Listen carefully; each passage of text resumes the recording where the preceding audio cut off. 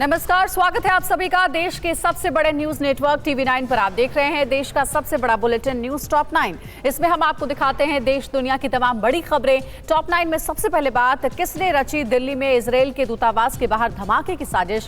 दिल्ली में दूतावास के बाहर ब्लास्ट के बाद इजरायल के पीएम ने क्या कहा, और दिल्ली के बाहर और कहां इजरायल के दूतावास के बाहर मिला संदिग्ध सामान। देखते हैं टॉप 9, छोटा धमाका बड़ी साजिश। दिल्ली में इजरायली दूतावास के पास शुक्रवार शाम एक जोरदार बम ब्लास्ट हुआ। धमाका इतना जोरदार था कि पास खड़ी 4-5 गाड़ियों के शीशे टूट गए। हालांकि राहत की बात यह रही कि धमाके में कोई हताहत नहीं हुआ। ब्लास्ट के बाद सुरक्षा एजेंसियां भी अलर्ट हो गई हैं और एयरपोर्ट सहित सार्वजनिक जगहों पर सुरक्षा बढ़ा दी गई है। दिल्ली में इजरायली दूतावास के पास धमाके के बाद गृह मंत्री अमित शाह ने एक आपात बैठक बुलाई। बैठक में सुरक्षा और खुफिया एजेंसियों के सभी बड़े अधिकारी मौजूद रहे। गृह मंत्री ने धमाके को लेकर अधिकारियों से पूरी जानकारी ली और सुरक्षा को लेकर अलर्ट रहने के निर्देश दिए। दिल्ली में हुए धमाके की शुरुआती जांच में साफ हो गया है कि ब्लास्ट के पीछे मकसद सिर्फ एक संदेश देना था कि इससे भी बड़ा धमाका हो सकता है। फोरेंसिक टीम को अमोनियम नाइट्रेट के इस्तेमाल के निशान मिले हैं। मौका वारदात से पिंक कलर का अधजला दुपट्टा मिला है। पुलिस इसका कनेक्शन तलाश रही है। इसके अलावा पुलिस को मौके से एक सीसीटीवी कैमरे की फुटेज मिली है जिसमें सन 1970 का टाइम आ रहा है। दिल्ली पुलिस के कमिश्नर एस.एन. श्रीवास्तव ने घटनास्थल का दौरा कर हालात का जायजा लिया। धमाके की जगह पर गड्ढा हुआ है, वहां से बॉल बारिंग और आईईडी बरामद हुआ है। उनके मुताबिक हादसे की जगह से एक खाली लिफाफा भी मिला है जो एकदम कोरा है। इसके फिंगरप्रिंट ट्रेस किए जाएंगे। इजरायली एम्बेसी के पास हुए धमाके को लेकर दिल्ली पुलिस की स्पेशल सेल ने यूएपीए, एक्सप्लोजिव एक्ट और आईपीसी की धारा 120B के तहत केस दर्ज किया है। सूत्रों के मुताबिक बम को मिट्टी के नीचे थोड़ा दबा कर रखा गया था और उसके ऊपर एक प्लाईवुड का टुकड़ा रखा हुआ था। इजरायली दूतावास के पास हुए आईईडी विस्फोट के बाद विदेश मंत्री एस जयशंकर ने इजरायल के विदेश मंत्री से बात की और कहा कि इस मामले को गंभीरता से लिया जा रहा है। विदेश मंत्री ने उन्हें दूतावास और राजनयिकों की सुरक्षा का आश्वासन भी दिया है। एनएसए अजीत डोभाल ने भी इजरायल के अपने समकक्ष से बात कर पूरे घटनाक्रम को लेकर इजरायल को जानकारी दी है। इजरायली दूतावास के पास हुए आईडी ब्लास्ट के बाद भारत में इजरायल के राजदूत रॉन मल्का ने इसे आतंकी हमला करार दिया है। उन्होंने कहा कि भारत इजरायल के बीच कूटनीतिक संबंधों की शुरुआत की 29वीं एनिवर्सरी के मौके पर हुए धमाके को इजरायल आतंकी घटना की तरह देखता है। धमाके के बाद इजरायल के प्रधानमंत्री बेंजामिन नेतन्याहू ने भारत के प्रति पूरा भरोसा जताया। नेतन्याहू ने कहा कि उन्हें भारत सरकार पर पूरा भरोसा है। वो दिल्ली में रहने वाले इजरायली नागरिकों की सुरक्षा करेंगे। इसके लिए भारतीय एजेंसियां पूरी तरह सक्षम हैं। दिल्ली में हुए धमाके के बाद फ्रांस की राजधानी पेरिस में भी इजरायली दूतावास के बाहर संदिग्ध चीज बरामद हुई है। पेरिस में संदिग्ध वस्तु के मिलने के बाद फ्रांस ने आवश्यक यात्राओं को छोड़कर गैर ईयू देशों की सीमाओं को बंद कर दिया है। धरने पर बैठे किसान संगठनों का आज का प्लान क्या है, सिंघू बॉर्डर पर क्यों हुआ हंगामा और मुजफ्फरनगर में किसानों की महापंचायत में क्या फैसला हुआ। देखिए टॉप 9, आंदोलन पर आर पार। संयुक्त किसान मोर्चा के तहत आने वाले किसान संगठन आज शहीद दिवस के मौके पर शांति और अहिंसा के लिए उपवास रखेंगे। किसान संगठनों ने आम लोगों से भी किसानों के साथ जुड़ने की अपील की है। हिंसा के बाद किसान संगठनों ने 1 फरवरी को निकलने वाले संसद मार्च को रद्द कर दिया है। देश भर के किसान नए कृषि कानूनों के खिलाफ दिल्ली में आंदोलन कर रहे हैं। वहीं पटना में जन अधिकार पार्टी किसानों के समर्थन में आ गई है। जेपी अध्यक्ष पूर्व सांसद पप्पू यादव किसानों के समर्थन में उपवास पर बैठ गए हैं। आरजेडी नेता तेजस्वी यादव ने किसानों के समर्थन में पूरे बिहार में मानव श्रृंखला बनाने का ऐलान किया है। पश्चिमी उत्तर प्रदेश के मुजफ्फरनगर और अन्य जिलों से किसान आज दिल्ली की तरफ कूच करेंगे। शुक्रवार को मुजफ्फरनगर में किसानों की महापंचायत में ये फैसला लिया गया। किसानों से कहा गया कि ये गाजीपुर बॉर्डर पर पहले से ही बहुत लोग पहुंच चुके हैं, इसीलिए लोग अपने हिसाब से दिल्ली चलें और आंदोलन को और मजबूत करें। किसान आंदोलन के बीच सिंघू बॉर्डर पर हुए बवाल के दौरान अलीपुर एसएचओ पर तलवार से हमला किया गया। इस मामले में पुलिस ने 44 लोगों को गिरफ्तार किया है। इनमें अलीपुर एसएचओ को तलवार मारने का आरोपी भी शामिल है। आरोपी की पहचान पंजाब के नवा शहर का रहने वाले रणजीत सिंह के रूप में हुई है। सिंघू बॉर्डर पर हुई मारपीट और हिंसा मामले में अलीपुर थाने में आईपीसी की विभिन्न धाराओं के तहत एफआईआर दर्ज की गई है। पुलिस ने मामले की जांच शुरू कर दी है। शुक्रवार को 26 जनवरी की घटना से आक्रोशित लोगों ने किसानों से बॉर्डर खाली करने को कहा, जिसके बाद दोनों ओर से जमकर पत्थरबाजी हुई थी। किसान नेता दर्शन पाल ने कहा कि आने वाले दिनों में देश के कई राज्यों से किसान प्रदर्शन में हिस्सा लेंगे। इसीलिए उन्होंने सरकार से सभी प्रदर्शन स्थलों पर इंटरनेट सेवा बहाल करने की मांग की और कहा कि इंटरनेट सेवा बहाल न होने पर वो इसका विरोध करेंगे।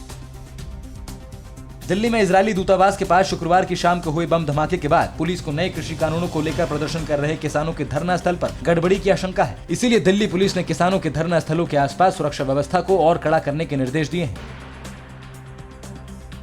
मध्य प्रदेश के होशंगाबाद के किसान शिव कुमार शर्मा और कक्का जी के खिलाफ एकत्र हुए और कहा कि कक्का जी ने लाल किले और राष्ट्रीय ध्वज तिरंगे का अपमान किया है। इसके अलावा किसानों ने कक्का जी पर अन्नदाता किसानों को गुमराह करने का भी आरोप लगाया। पंजाब के मुख्यमंत्री कैप्टन अमरिंदर सिंह ने सिंघू बॉर्डर पर हुई हिंसा की निंदा की और केंद्र सरकार को कथित स्थानीय लोगों की पहचान कर मामले की जांच करवाने की अपील की है। उन्होंने कहा कि सिंघू बॉर्डर पर सुनियोजित तरीके से पुलिस का सख्त सुरक्षा घेरा तोड़कर किसानों पर हमला किया गया। इसके अलावा उन्होंने कहा कि उनकी सरकार और पार्टी किसानों के साथ है। आज पीएम ने क्यों बुलाई सर्वदलीय बैठक, अन्ना हजारे ने क्यों स्थगित किया अपना अनशन और बंगाल में टीवी 9 के कॉन्क्लेव में कौन कौन दिग्गज होंगे शामिल, देखते हैं टॉप 9 राष्ट्र। प्रधानमंत्री नरेंद्र मोदी की अध्यक्षता में संसद के बजट सत्र के लिए सरकार के एजेंडा प्रस्तुत करने को लेकर आज एक सर्वदलीय बैठक होगी। इस बार ये परंपरागत सर्वदलीय बैठक सत्र शुरू होने के बाद हो रही है, जबकि आमतौर पर ये संसद सत्र शुरू होने से पहले होती थी। बजट सत्र में विपक्षी दल कृषि कानूनों, अर्थव्यवस्था, महंगाई और चीन के साथ गतिरोध समेत अन्य कई मुद्दों को लेकर सरकार को घेरने की तैयारी कर रहे हैं। जल्द ही संयुक्त विपक्ष की बैठक होगी। बैठक की तारीख पर फैसला नहीं हुआ है। इस बैठक में सरकार को घेरने की रणनीति पर चर्चा होनी है। गृह मंत्री अमित शाह ने अपना पश्चिम बंगाल का 2 दिन का दौरा स्थगित कर दिया है। गृह मंत्री ने दिल्ली में इजरायल दूतावास के पास हुए ब्लास्ट के चलते बनी हालात की वजह से दौरा स्थगित किया। शाह आज से पश्चिम बंगाल के 2 दिवसीय दौरे पर जाने वाले थे। दिल्ली में इजरायली दूतावास के पास हुए धमाके के बाद देश भर में अलर्ट जारी कर दिया गया है। इसके तहत मुंबई पुलिस को अलर्ट रहने का निर्देश दिया गया है। सभी एयरपोर्ट, महत्वपूर्ण स्थानों और सरकारी इमारतों की सुरक्षा को बढ़ा दिया गया है। सीआईएसएफ सुरक्षा व्यवस्था की निगरानी करेगी। उत्तर प्रदेश में भी अयोध्या समेत सभी जिलों में हाई अलर्ट जारी किया गया है। राष्ट्रपिता महात्मा गांधी की पुण्यतिथि के मौके पर हर साल 30 जनवरी को देश में शहीद दिवस मनाया जाता है। शहीद दिवस का मकसद उन स्वतंत्रता सेनानियों के प्रति सम्मान प्रकट करना है जिन्होंने भारत माता की आजादी के लिए अपना सर्वस्व न्यौछावर कर दिया था। बेंगलुरु में होने जा रहे एशिया के सबसे बड़े एरो शो एरो इंडिया 2021 में आत्मनिर्भर फॉर्मेशन फ्लाइट देखने को मिलेगी। 2 साल में एक बार होने वाले एयर शो में भारत अपने स्वदेशी हथियार, फाइटर जेट्स और मिसाइलों की प्रदर्शनी दुनिया के लिए लगाने वाला है। समाजसेवी अन्ना हजारे ने कृषि कानूनों के खिलाफ आज से अपने अनशन पर बैठने के फैसले को वापस ले लिया है। अन्ना ने महाराष्ट्र के पूर्व मुख्यमंत्री देवेंद्र फडणवीस और केंद्रीय मंत्री कैलाश चौधरी से मुलाकात के बाद ये फैसला लिया। अन्ना की मांगों को सरकार ने मान लिया है और समिति गठित कर 6 महीने में उस पर फैसला करने को कहा है। हरियाणा सरकार ने राज्य के 17 जिलों में इंटरनेट सेवा पर तत्काल प्रभाव से रोक लगा दी है। आज शाम 5 बजे तक अंबाला, यमुनानगर, कुरुक्षेत्र, करनाल, कैथल, पानीपत, हिसार, जिंद, रोहतक, भिवानी, चरखी दादरी, फतेहाबाद, रेवाड़ी और सिरसा में वॉइस कॉल छोड़कर इंटरनेट सेवाएं बंद रहेंगी। सोनीपत, पलवल व झज्जर में पहले ही इंटरनेट सेवाओं पर रोक लगा रखी है। टीवी 9 भारतवर्ष हमेशा से ही सामाजिक सरोकार से जुड़े मुद्दों को उठाने में आगे रहा है। इसी के तहत आज कोलकाता में टीवी 9 कॉन्क्लेव हो रहा है। टीवी 9 भारतवर्ष मंच के जरिए देश और बंगाल के दिग्गज अपनी बात रखेंगे। इस कॉन्क्लेव में राजनीतिक और सामाजिक मुद्दों पर चर्चा होनी है। इधर कांग्रेस ने महाराष्ट्र में अपने कोटे के मंत्रियों को क्यों बुलाया, दिल्ली शुभेंदु अधिकारी ने अभिषेक बैनर्जी को क्यों भेजा नोटिस और बिहार में कब से खुलेंगे स्कूल, देखते हैं टॉप 9 देश प्रदेश। तमिलनाडु में बीजेपी की चुनावी तैयारियों को मजबूत करने के लिए पार्टी के राष्ट्रीय अध्यक्ष आज से 2 दिन के दौरे पर हैं। नड्डा तमिलनाडु में पार्टी पदाधिकारियों के साथ ही बूथ लेवल कार्यकर्ताओं के साथ बैठक करेंगे। जेपी नड्डा मशहूर मीनाक्षी मंदिर में भी पूजा अर्चना करेंगे।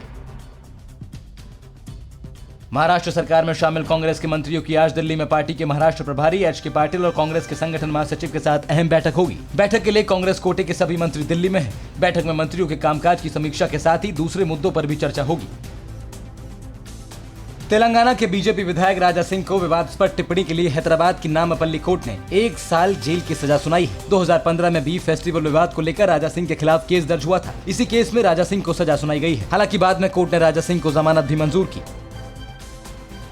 बिहार के खगड़िया में पुलिस ने हजारों लीटर अवैध शराब को नष्ट किया। छापेमारी में पुलिस ने खगड़िया के पसराहा, बेलदौर, महेश घून, गोगरी, चौथम से हजारों लीटर अवैध शराब जब्त की। बिहार में शराबबंदी लागू है, ऐसे में हजारों लीटर शराब अवैध तस्करी के जरिए खगड़िया लाई गई थी।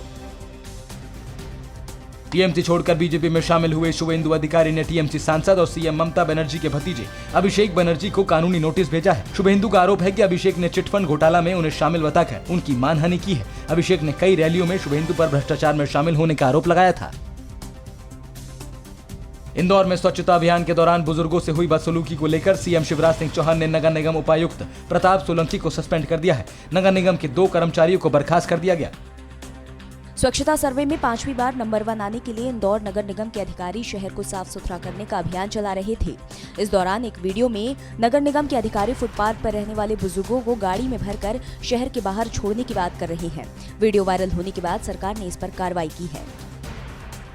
बिहार सरकार ने 6 फरवरी से 6ठी से 8वीं क्लास तक के स्कूल खोलने का फैसला किया है। इस दौरान 50% छात्र स्कूल आएंगे। हालांकि सभी शिक्षकों को स्कूल आना अनिवार्य होगा। कोरोना संक्रमण के कारण बंद स्कूल खोलने पर कोविड नियमों का पालन जरूरी होगा।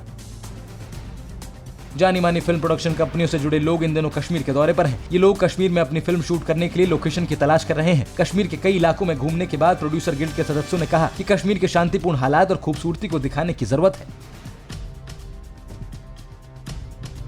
खबरों में आगे बढ़ रहे हैं। अमेरिका ने पाकिस्तान को क्यों लगाई फटकार? कोरोना से डरे पाकिस्तान ने किन देशों से आने वाले यात्रियों पर रोक लगाई? और WHO के खिलाफ चीन ने क्यों खोला है मोर्चा? देखते हैं टॉप 9 चीन पाकिस्तान साजिश। अमेरिका ने पाकिस्तान को कहा है कि वो पत्रकार डेनियल पर्ल के हत्यारे उमर सईद शेख और दूसरे आरोपियों के खिलाफ उसे केस चलाने की इजाजत दे। पाकिस्तान सुप्रीम कोर्ट ने उमर सईद शेख को रिहा करने का आदेश दिया था। 2002 में अमेरिकी पत्रकार डेनियल पर्ल की हत्या हुई थी।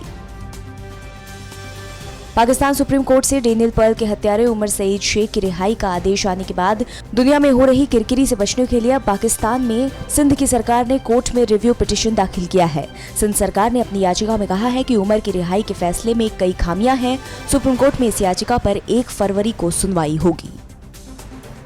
पाकिस्तान एक बार फिर दुनिया को एटम बम की धमकी दे रहा है। पाकिस्तान ने कहा कि वो किसी ऐसे करार का हिस्सा नहीं है जो परमाणु हथियार बनाने से रोकते हैं। पाकिस्तान ने धमकी दी है कि वो अपनी परमाणु ताकत को और मजबूत करेगा। दुनिया के कई देश आशंका जता चुके हैं कि पाकिस्तान के परमाणु हथियार आतंकी संगठनों के हाथ लग सकते हैं। पाकिस्तान ने बॉर्डर पर एक बार फिर सीज फायर तोड़ा है। नौशेरा सेक्टर में पाकिस्तान की तरफ से भारी फायरिंग की गई। भारतीय सेना ने पाकिस्तान की फायरिंग का मुंह तोड़ जवाब दिया है। संयुक्त राष्ट्र ने भारत और पाकिस्तान के बीच बढ़ते तनाव को लेकर चिंता जताई है। संयुक्त राष्ट्र के महासचिव एंटोनियो गुटेरेस ने कहा कि भारत और पाकिस्तान में अगर सैन्य टकराव हुआ तो ये पूरी दुनिया के लिए विनाशकारी होगा। गुटेरेस ने कहा कि ये जरूरी है कि भारत और पाकिस्तान एक साथ आ जाएं। पाकिस्तान में चुनाव के दौरान विदेश से फंड लेने के आरोप में फंसे पीएम इमरान खान ने विपक्ष को चुनौती दी है कि वो साबित करें कि उन्हें विदेशी चंदा मिला है। अमेरिका ने कहा कि उनकी पार्टी ने चुनाव आयोग को 40,000 बैंक खातों की डिटेल दी है। विपक्ष 1,000 भी संदिग्ध खातों का खुलासा करे। पाकिस्तान में कोरोना वैक्सीनेशन शुरू करने में नाकाम रही इमरान सरकार अब कोरोना संक्रमण रोकने के लिए ट्रैवल बैन लगा रही है। इमरान सरकार ने दक्षिण अफ्रीका, ब्रिटेन, ब्राजील, आयरलैंड, पुर्तगाल और नीदरलैंड से आने वाले लोगों पर रोक लगा दी है। चीन में कोरोना संक्रमण की जांच करने पहुंची WHO के 13 वैज्ञानिकों की टीम उस मार्केट का दौरा कर रही है जहां कोरोना का पहला मरीज सामने आया था। चीन ने कहा कि वो WHO की टीम को सभी जरूरी जानकारी देगा। हालांकि WHO की टीम को चीन पहुंचते ही 14 दिन के लिए क्वारंटीन कर दिया गया था। WHO की जांच के बाद अब चीन दुनिया में कोरोना संक्रमण के लिए WHO को ही जिम्मेदार ठहराने की कोशिश कर रहा है। चीन ने कहा कि WHO ने कोरोना संक्रमण रोकने के लिए दुनिया में इमरजेंसी घोषित करने में देर की। चीन ने WHO पर हालात से निपटने में नाकाम रहने का भी आरोप लगा दिया। इजरायल ने पूरी दुनिया में अपने दूतावासों को क्यों किया सील? समंदर में अपनी ताकत बढ़ाने के लिए क्या करा रहा है रूस? और कैपिटल हिल हिंसा पर FBI का नया खुलासा क्या है? देखते हैं top 9 world battle ground. Delhi में इजरायल दूतावास के बाहर हुए धमाके और पेरिस में इजरायल दूतावास के बाहर संदिग्ध सामान मिलने के बाद पूरी दुनिया में इजरायल के दूतावासों को सील कर दिया गया है। इजरायल ने अपने नागरिकों को भी सावधान रहने को कहा है। समंदर में अपनी ताकत बढ़ाने के लिए रूस इस साल 40 से ज्यादा शिप अपनी नौसेना में शामिल करेगा। रूस ब्लैक सी में अपनी नौसेना को और मजबूत करने के मिशन पर काम कर रहा है। ब्लैक सी में अमेरिका की मौजूदगी से रूस परेशान है। अमेरिकी राष्ट्रपति जो बाइडेन ने रूस के राष्ट्रपति व्लादिमीर पुतिन से अपील की है कि जेल में बंद विपक्ष के नेता अलेक्सी नवलिनी को रिहा किया जाए। बाइडेन के प्रवक्ता ने कहा कि राष्ट्रपति ने रूस से कहा है कि नवलिनी को जल्द से जल्द रिहा किया जाए। अमेरिका की इस अपील से रूस के साथ उसके रिश्तों में और तल्खी आ सकती है। अपनी एयरफोर्स को मजबूत करने में जुटे ग्रीस को बड़ी कामयाबी मिली है। फ्रांस की सरकार ने राफेल बनाने वाली कंपनी डसॉल्ट को कहा है कि वो ग्रीस को बेचे गए पुराने 12 राफेल की जगह नए राफेल दे। ग्रीस ने फ्रांस से 18 राफेल खरीदने का समझौता किया है। पहले ग्रीस को 12 पुराने और 6 नए राफेल मिलने थे। अमेरिका और रूस के बीच हथियारों की होड़ रोकने के लिए न्यू स्टार्ट संधि को लेकर उम्मीद बढ़ गई है। रूस के राष्ट्रपति व्लादिमीर पुतिन ने न्यू स्टार्ट संधि पर साइन कर दिए हैं। दोनों देशों के बीच ये समझौता 5 फरवरी को खत्म हो रहा है। रूस को उम्मीद है कि अमेरिका भी जल्द ही समझौते पर सहमति जताएगा।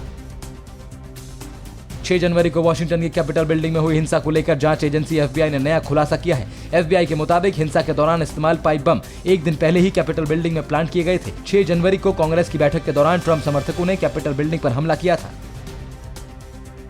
सीरिया में अपनी मौजूदगी को और मजबूत करने के लिए अमेरिका हस्का में नया बेस बना रहा है। अमेरिका का कहना है कि वो आईसिस के आतंकियों से लड़ने के लिए सीरिया में अपनी सेना को और मजबूत करेगा। हालांकि सीरिया की असद सरकार और रूस ने कहा कि अमेरिका को अपने सैनिक वापस बुलाने चाहिए।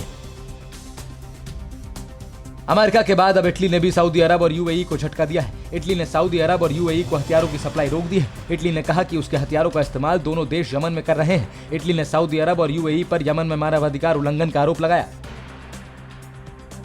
यमन के स्वास्थ्य मंत्री ने सऊदी अरब पर संगीन आरोप लगाए हैं। ताहा मोटावकल ने आरोप लगाया कि सऊदी अरब की बमबारी में यमन में अब तक 500 से ज्यादा अस्पताल तबाह हो चुके हैं। उन्होंने कहा कि यमन में गृह युद्ध में अब तक 43,000 से भी ज्यादा लोगों की मौत हो चुकी है।